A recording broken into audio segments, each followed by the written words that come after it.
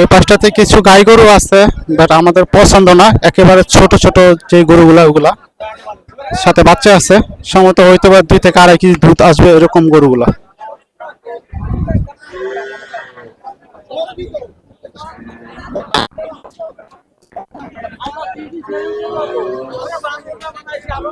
সব কটা কিন্তু ছোট ছোট গরু। কি বলবো ভাই, বলার মতো কিছু নাই। ঢাকা থেকে যশোর আসছি, ভালো মানের গরু নাকি পাওয়া যায় সেটা শুনে, বাট এখানে আইসা আমরা একেবারে লসে আছি।